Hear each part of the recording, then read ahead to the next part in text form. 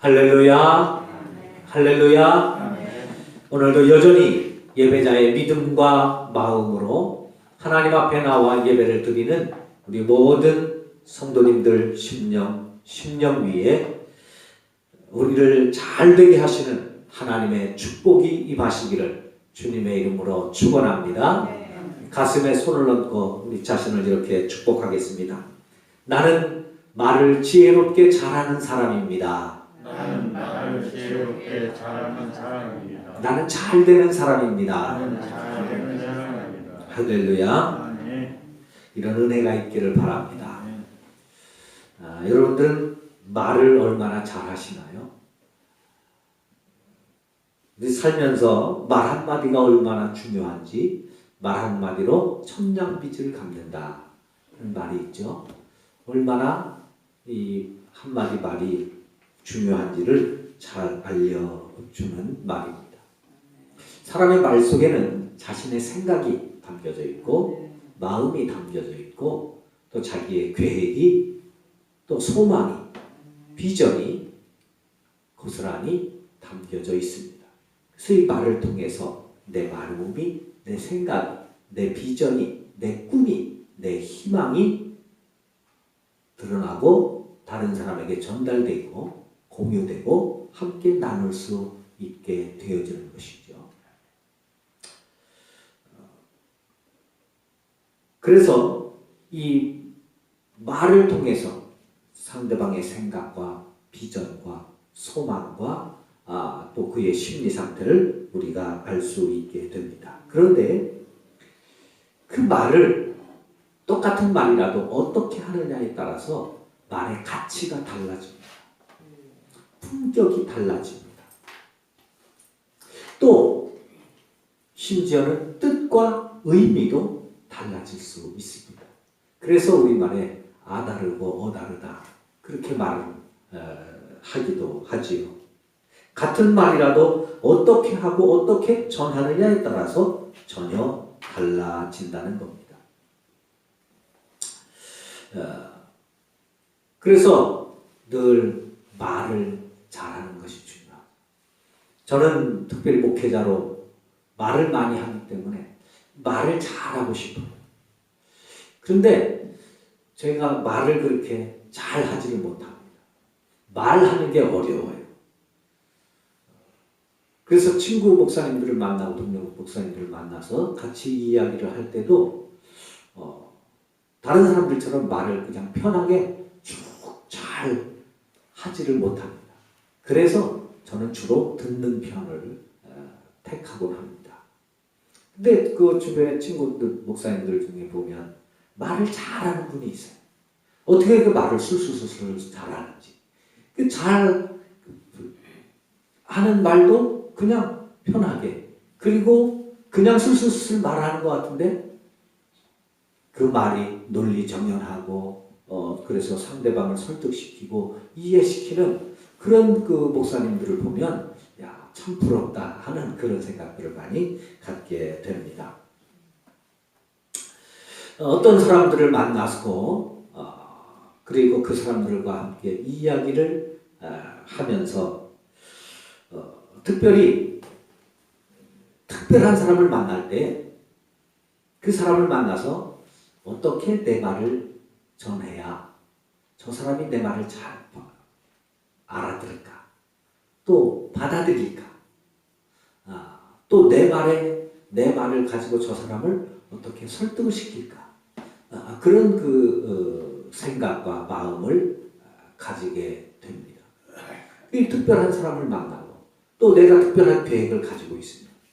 이제 그것을 내가 어떤 사업 계획을 있든지 또 아니면 행사 계획이 있든지 사업에 대한 생각이 있으면 그 프로젝트를 잘 해서 상대방을 설득해야 투자를 받아내기도 하고 또 허가를 받기도 하고 또 아니면 나의 계획을 잘 설명해서 이런 계획이 있으니까 내가 옆에서 저 사람이 이렇게 도와줄 수 있도록 그 마음을 잡을 수 있는 그런 설득력이나 이해력이나 또 말을 전해주는 것을 잘 해야 될 때가 있지요.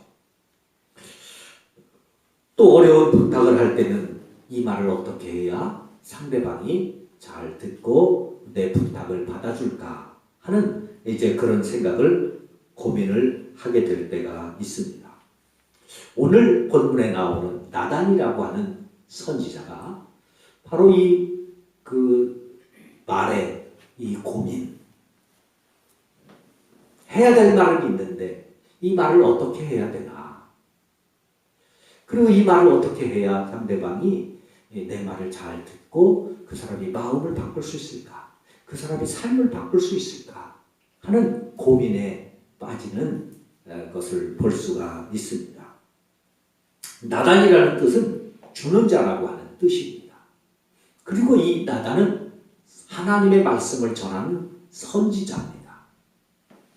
하나님의 말씀을 전하는 선지자. 사사시대 때부터, 사사시대뿐만 아니죠, 아브라함 때부터 하나님은 사람에게 하나님의 뜻을, 하나님의 말씀을 전해주십니다. 그러면 내가 그 말씀을 듣고 그 말씀을 따라서 살아야 되는데, 사람들이 많아지기 시작하면서 다 모든 사람에게 하나님이 일일이 다 때로는 말씀해 주시기도 하지만, 이렇게 공동체 속에서 예배를 통해서 또 이제 마을을 통해서 하나님이 말씀을 전해 주시는 때가 있어요. 그때가 이제 사사시대부터 시작이 되는 겁니다. 사사시대에는 사사가 종교 지도자로, 예언자로, 선지자로 하나님 앞에 부름을 받아서 하나님의 말씀을 듣고 사람들에게 전하는데, 이 당시에는 사사가 종교 지도자로, 선지자로, 예언자로 뿐만 아니라 정치 지도자로도 수용을 받았어요. 그러니까 하나님의 말씀을 전하는데 거칠 것이 없습니다. 두려울 것이 없어요. 정치적으로도 자기가 다스리는 사람들이니까 말에 조금 좀 서투르고 말이 좀 둔하고 말이 좀 둔탁해도 하나님의 말씀이라는 권위와 정치적으로 다스리는 그 권력을 가진 사람으로서의 힘이 같이 묶여져 있으니까 그것이 통한 거예요.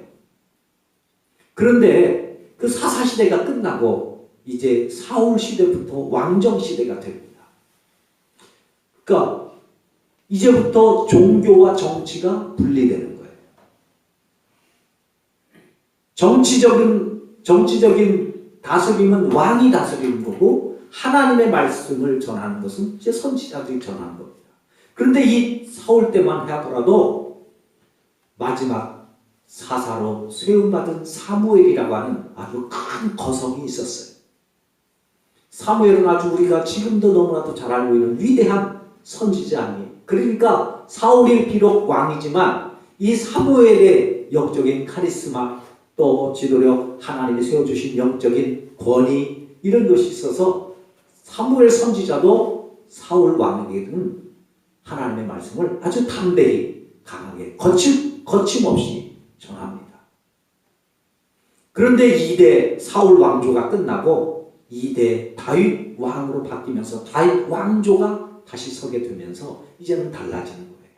왕권도 어느 정도 자리를 잡고 정치적으로도 위치를 하게 되고 하니까 이제는 하나님의 말씀의 권위가 위에 있었는데, 이게 점점 왕권이 강화되면서 이게 사무엘과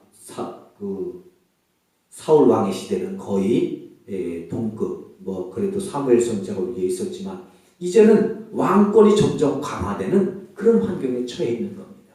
그때 선지자로 부름받은 사람이 나단인 거예요. 그리고 그때의 왕으로 이제 강력한 지도력으로, 탁월한 지도력으로 왕의 자리에 오른 사람이 다윗입니다. 그런데 마침 다윗도 참 그런 큰 왕권을 가지고 정치적인 능력을 가지고 왕의 자리에 올랐지만, 다윗은 감사하게도 신앙이 좋아요. 그래서 하나님의 말씀을 잘 듣고 이해는 합니다. 그러나 여전히 왕권이라고 하는 강력한 힘이 있기 때문에 나단 선지자가 하나님의 말씀을 전하는 데는 조금 어려움이 있었던 시기입니다. 그런 시기에 하나님께서 나단에게 일생일대에 큰 위기라 할 수 있는 두 가지 말씀을 다윗 왕에게 전하라고 하는 사명을 주십니다. 그 두 가지 말씀, 그 전에도 많은 말씀이 있지만 이 나단 선지자에게 있어서 가장 일생을 고민하게 할 수 있는, 또 자신의 사역을 고민할 수밖에 없는 어마어마한 사건을 이제 통해서 하나님이 이 두 가지 말씀을 전하게 되는 것을 보게 됩니다. 그때 나단 선지자는 참 조심스러운 거예요. 임금님께 어떻게 이 하나님의 말씀을 전해야 되나? 어떻게 하나님의 말씀, 신탁이라고 하죠. 신의 말씀, 음성을 어떻게 들려줘야 되나 하는 고민에 빠질 수밖에 없는 그런 모습을 볼 수가 있습니다. 그래서 오늘은 이 나단이 그 다윗을 어떻게 설득하고, 그리고 다윗에게 어떻게 하나님의 말씀을 전하게 되었는지, 이제 그 모습을 통해서 우리가 오늘 성도로서 이 세상에 힘이 얼마나 커져 있어요. 그전에는 교회가 권위가 있었어요.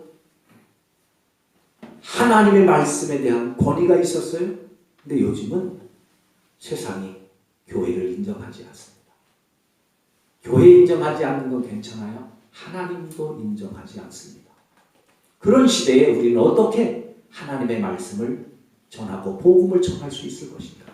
그들에게 하나님이 살아계신다고, 하나님이 당신을 사랑하신다고, 하나님이 당신을 위하여 놀라운 계획을 갖고 계신다고 어떻게 그들에게 하나님의 말씀을 전할 수 있을 것인지, 우리 그 고민을 이 나단 선지자를 통해서 함께 풀어가보고자 합니다. 나단 선지자는 하나님의 말씀을 분명하게 전하는 믿음의 사람이었다는 겁니다.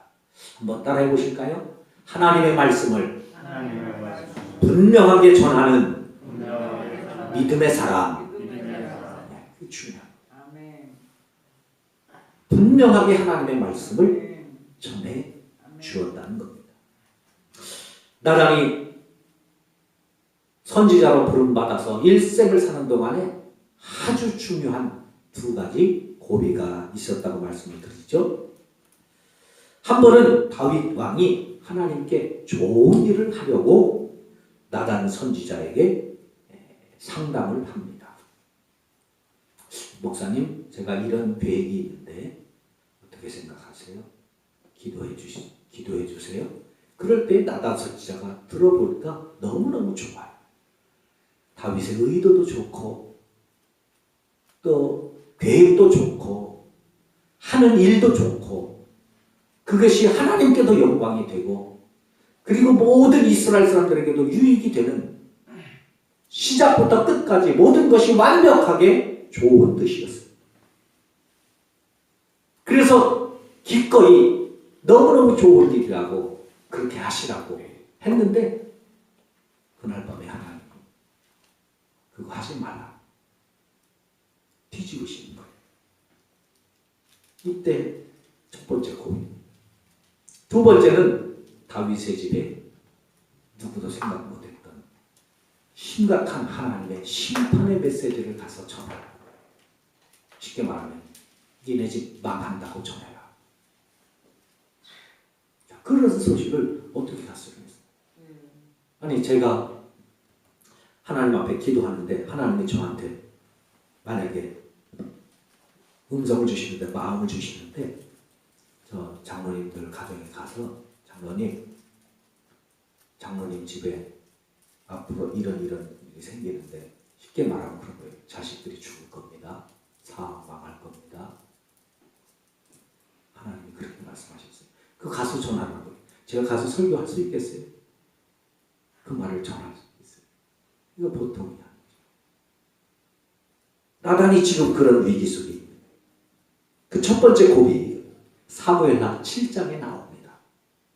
사무엘하 7장 1절 2절을 보면 이렇게 말씀합니다. 여호와께서 주위의 모든 원수를 문지르사 왕으로 궁에 평안히 살게 하실 때에 왕이 선지자 나단에게 이르되 골지어다 나는 백향목 궁에 살거늘 하나님의 궤는 휘장 가운데 있도다. 하나님께서 다윗을 왕으로 세우셨어요. 그리고 다윗의 그 왕권을 세워주셔서 나라가 부강해졌고 그리고 안정되어져 갑니다. 다윗도 궁궐에서 평안히 잘 살고 있어요. 다윗은 저 베들레헴 시골 출신이거든요. 시골에서 양이나 치던 집안에서 인정받지 못하던 그런 자였는데 하나님이 그를 높여서 왕으로 삼아주셨고 그 어마어마한 궁궐에 살고 있는 거예요. 나라도 평안합니다. 아무 걱정 없습니다. 그런데 다윗이 그 순간에 생각 보세요. 나는 이렇게 잘 먹고 잘 살고 있는데 하나님의 궤, 법궤는 지금 성전이 아니라 옛날 오래전 우리 조상 때 살던 천막 속에 하나님의 법궤가 있는 거예요. 쉽게 말하면 성전은 그냥 간이 천막인 거예요. 우리는 아파트에 잘 살고 있는데 교회는 성전은 우리 아버지 할아버지 때 지어놓은 초가집인 거예요. 지금 그런 상황인 거예요. 다윗이 야 나는 이렇게 좋은 궁궐에 사는데 어떻게 성전이 여기가 돈이 없는 것도 아니고 능력이 없는 것도 아니고 할 수 없는 것도 아닌데 이건 아닙니다. 그래서 다윗 나단 선지자를 찾아가서 하나님의 성전을 짓겠다고 하니까 여러분 이게 얼마나 좋은 일이에요. 그렇잖아요. 얼마나 복된 일이에요. 돈을 많이 벌었어요. 돈 많이 벌어서 성전 건축을 위해서 하나님 앞에 드리겠다는데 이게 나쁜 뜻은 아니잖아요. 그걸 위해서 뭐 빚을 내서 집이 망하거나 사업이 망할 수밖에 없는 상황이라 그게 아니라 너무 사업이 잘 됐어요. 쉽게 말하면 뭐 한 100억을 벌어서 그 중에 한 3, 40억 들여서 하나님 앞에 봉헌하겠다는 거예요. 그게 뭐 잘못된 거예요? 아니잖아요. 그것 때문에 뭐 가정에 우환이 생기는 것도 아니고 어려운 것도 아니고 다윗은 너무너무 좋은 거예요. 그러니까 생각도 좋고 계획도 좋고 꿈도 좋고 다 좋아요. 그러니까 나단 선지자가 들어보니 너무너무 좋고 너무너무 복된 생각이잖아요. 여러분 하나님 앞에 이런 우리도 복된 생각을 하시면서 살아가실 수 있기를 주님의 이름으로 축원합니다. 축원합니다. 하나님 앞에 복 받기 위해서 기도도 하지만 하나님이 주신 복을 가지고 내가 하나님 앞에 어떻게 감사하면서 살아가는가 하는 그 믿음에까지도 이룰 수 있기를 바랍니다. 그러니까 나단 선지자가 좋습니다. 그렇게 하시죠. 3절에 보면 나단이 왕께 이르되 여호와께서 왕과 함께 계시니 마음 있는 모든 것을 행하소서 하니라. 너무 좋은 생각입니다. 임금의 생각대로 다 하시죠. 그렇게 말했습니다. 그런데 4절 사무엘하 7장 4절입니다. 그 밤에 여호와의 말씀이 나단에게 임하여 이르시되 그날 밤에 하나님이 나단에게 말씀하셔서 나타나셔서 아까 낮에 말했던 건 가서 취소해라. 안 된다고 그러라는 거예요. 나단은 자기가 한 말을 뒤집어야 되는 거예요. 지금까지 쌓아왔던 선지자에 대한 신뢰도를 송두리째 이룰 수 있는 상황입니다. 그런데 그럼에도 불구하고 나단은 주저하지 않고 다윗에게 가서 하나님의 말씀을 전해줍니다. 여러분 사람이 자기의 말을 뒤집기가 얼마나 힘든지 아시죠? 일반인 우리도 그런데 만약에 대통령이 오늘 낮에 여러분 코로나로 힘드시죠? 지금까지 너무 고생하셨습니다. 내일부터 마스크를 다 벗고 사셔도 괜찮답니다. 그런 거예요.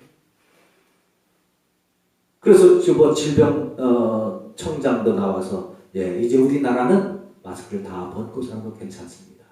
이렇게 다 텔레비전에서 다 선포했어요. 그런데 그날 밤에 다른 신하가 와서 질병청장이 와서 대통령 이거 잘못된 정보였습니다. 마스크 다시 써야 된답니다. 다시 써야 된다고 이야기하시죠. 그러면 내일 아침에 다시 질병청장이 잘못된 보고였답니다. 여러분 마스크 다시 써야 된답니다. 이렇게 할 수 있겠어요? 이렇게 못합니다. 무슨 핑계를 대서라도 일주일이나 2주일 연기한 다음에 하는 거예요. 우리 부동산 정책 보잖아요. 대통령이 하는, 정권들이 하는 이거 보잖아요. 일들 보잖아요. 그 자기가 잘못됐다는 거, 잘못 말했다는 거, 내 계획이 틀렸다는 거, 그거 뒤집기가 쉽지 않습니다. 그런데 나다는요, 지금 그것을 그대로 바꾸는 겁니다. 그것도 하루도 못 지나서 그 말씀을 뒤집는 겁니다. 체면이 말이 아니죠. 영적 리더십의 위기이기도 합니다. 믿음에 대한 신뢰도에 상당한 금이 가는 처지이기도 합니다. 그래서 다른 사람들은 핑계를 댑니다. 아니면 뒤로 미루기도 하고. 그런데 나는 즉시 하나님의 말씀을 분명하게 전합니다. 임금님, 하나님이 금하십니다. 그래서 다윗이 그 말씀을 듣고 자기의 뜻을 바꿉니다. 성전 건축하겠다고 그 큰 꿈을 가지고 기대에 설레 살던 다윗이요, 정치권 그 계획을 바꾸는 거예요. 정책을 바꾸는 거예요. 이게 쉬운 일이 아니잖아요.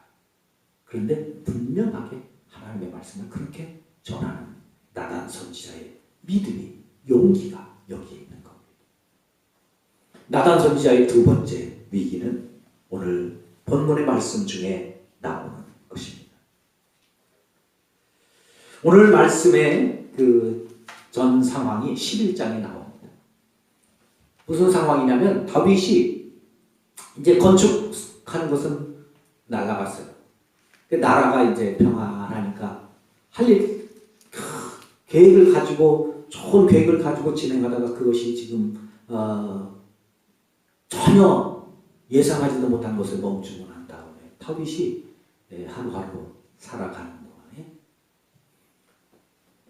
이 다윗이 자기의 신하 우리아라고 하는 장수의 아내를 보고 그를 취합니다. 간음을 합니다.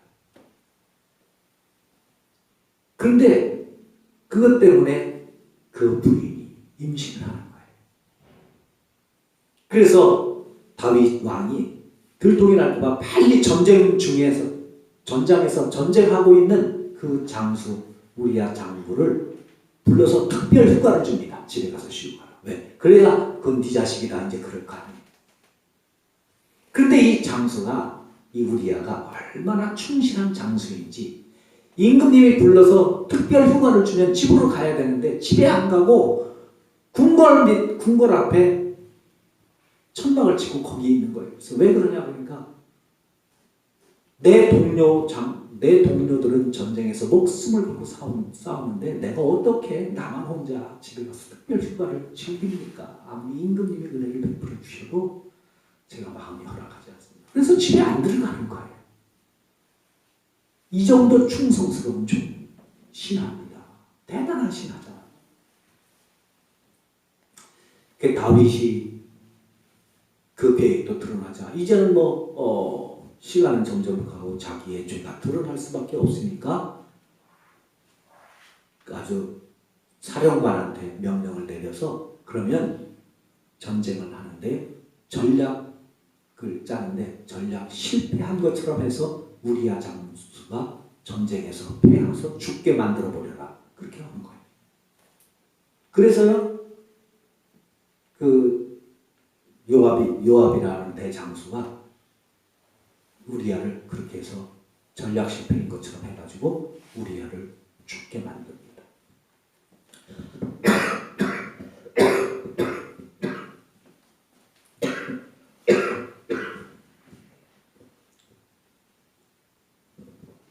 죄송합니다.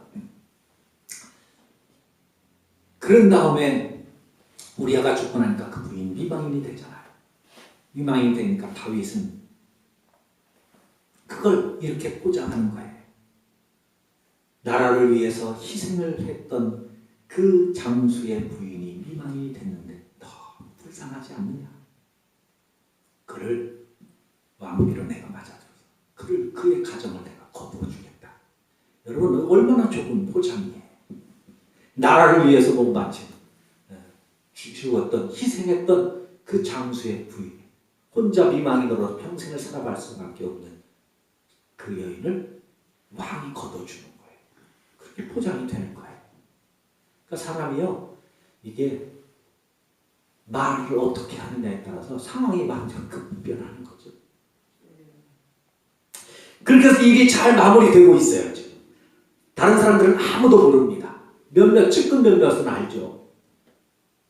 그런데 그날 밤에 하나님이 나단 선지자에게 나타나셔서 하나님이 그 꼴을 못 보시는 거죠. 그래서 나단 선지자에게 가서 전하라는 거예요. 그 전하라고 하신 말씀이 오늘 본문의 말씀입니다.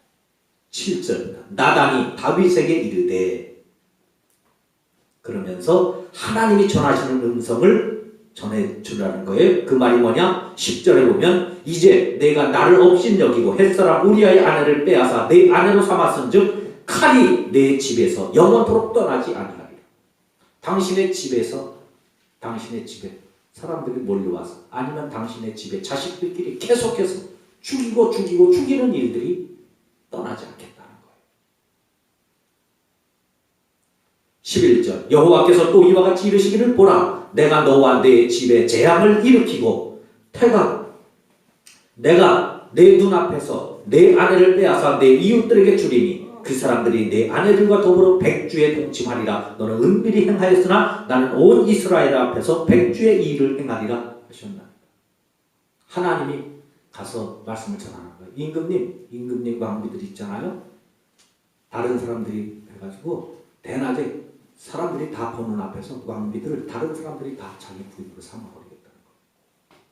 임금님 은밀히 하셨지만 하나님은 백주 대낮에, 아이고 저 다윗집 망했네, 오죽하면 임금님 왕비를 그래, 저 신하들이, 적군들이, 또 자식들이 저렇게 취하냐.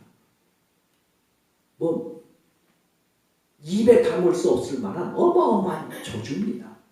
이것을 가서 전하라는 거예요. 이걸 임금님한테 가서 전하라는 거예요. 여러분, 나단 선지자가 이 말을 어떻게 가서 전하겠어요? 여러분들 같으면 이런 말을 어떻게 전하실 수 있겠어요?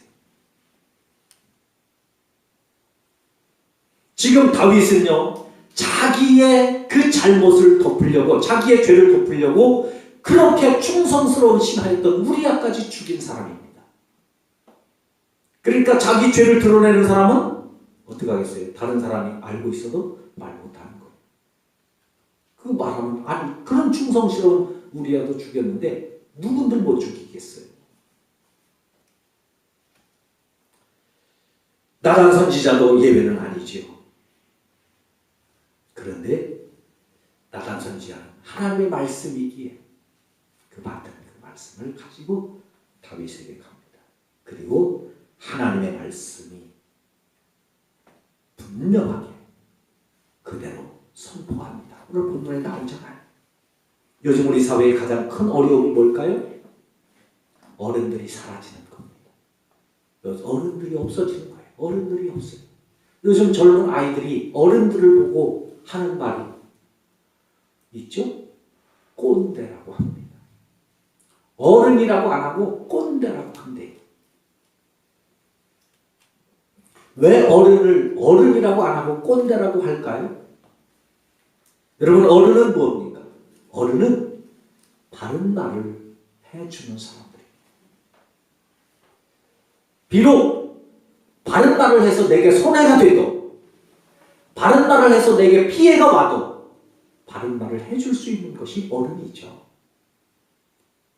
그런데 요즘 어른들은 나에게 바른 말을 해서 나에게 피해가 되면 말을 안 합니다. 심지어는 거짓말을 하죠. 말을 바꾸지요. 그런 모습들을 젊은 아이들이 보면서 이건 어른이 아니라 꼰대라고 말하는 겁니다. 사회적일 뿐입니까? 정치권을 보세요. 정치하는 사람들을 누가 존경하고 있습니까? 존경할 만한 정치인들이 있습니까? 다 꼰대 정치인들만 있다고 젊은이들이 이렇게 받아들이죠. 교회는 어떻습니까?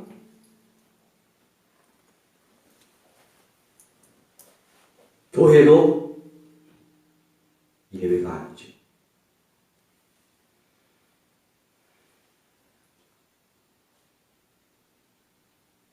이렇게 어른들이 없어지는 이유는 분명한 하나님의 말씀을 전하지 못하는 교회의 위기이기도 한 것입니다. 이 시대에 우리 교회는 선지자 나단 선지자처럼 분명하게 하나님의 말씀을 전할 수 있는 믿음이 있어야 될 줄로 믿습니다. 두 번째로 나단은 하나님의 말씀을 분명하게 전할 뿐만 아니라 분명하게 전할 때 지혜롭게 하는 은혜를 가진 사람입니다. 따라해 보실까요? 말을 지혜롭게 하는 사람. 나단은 하나님의 말씀을 분명하게 전하는 사람이었을 뿐만 아니라 그 분명한 하나님의 말씀을 지혜롭게 전하는 사람이었다는 거예요. 바른 말하는 것 뭐 요즘 시대 같으면 어려워 보이지만 사실 어렵지 않아요. 내가 조금 손해보고 내가 조금 부끄럽고 내가 조금 좀 손해보면 바른 말 할 수 있습니다. 하기 쉬워요. 그런데 아무리 바른 말이라도 그 말을 어떻게 하느냐에 따라서 그 말이 바른 말이 아니라 다른 사람에게 상처를 주는 말이 되기도 하고 심지어는 상대를 찌르는 칼이 되기도 한다는 것입니다. 그래서 독재자는 힘으로 정치하고 민주적인 지도자는 말로 정치한다고 하기도 합니다. 말이라고 다 좋은 말이 아니라는 거죠. 다윗은 자기의 죄를 감추기 위해서 충성스러운 신하 우리야까지 죽일 정도의 서슬퍼런 권력을 가진 그 다윗에게 어떻게 당신의 집에 칼이 영원토록 끊이지 않는다는 말과 하나님께서 당신의 가문을 완전히 철저하게 무너뜨린다는 그 심판의 말씀을 어떻게 전할 수 있겠습니까? 그래서 나단 선지자는 하나님 앞에 기도하면서 이 말을 어떻게 전할까 하다가 이렇게 접근합니다. 그 접근하는 내용이 12장 1절부터 6절 말씀까지 있습니다. 나단이 다윗 왕을 찾아가서 이렇게 말합니다. 임금님 큰일 났습니다. 그 무슨 일이냐? 그러니까 어떤 마을에 큰 부자가 있었습니다. 양과 소가 많은 큰 부자가 있었습니다. 근데 그 마을에 아주 또 가난한 사람이 있었어요. 그 집에는 너무 가난해서 어린 양, 새끼 암양 한 마리밖에 없었습니다. 그 새끼가 얼마나 소중한지 아예 자식들과 같이 집에서 먹고 살 만큼 그렇게 귀한 양 한 마리 새끼 양밖에 없는 가난한 사람이 있었습니다. 그런데요, 그 부잣집에 손님이 왔답니다. 손님이 왔는데 부자가 손님 대접을 해야 되는데 자기 양과 소는 아까워서 못 잡고 그 거지 가난한 양 새끼 한 마리밖에 없는 그 집에 양을 뺏어다가 잡아서 손님 대접을 했답니다.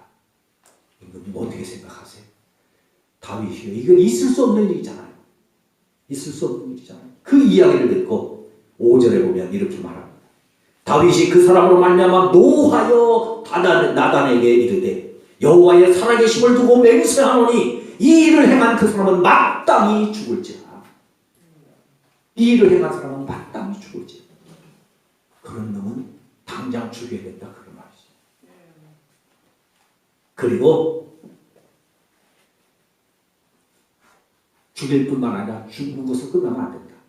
그 빼앗은 양을 4배로 갚아줘야 된다. 6절에서 그렇게 말합니다. 그때 나단이 시작한 게 오늘 본문 7절입니다. 그 말이 끝나자마자 다윗이 세상에 그런 일은 있을 수 없다. 그러니까 그 사람은 죽어야 된다고 하는 그 말을 듣자마자 7절에서 이렇게 말합니다. 당신이 그 사람입니다.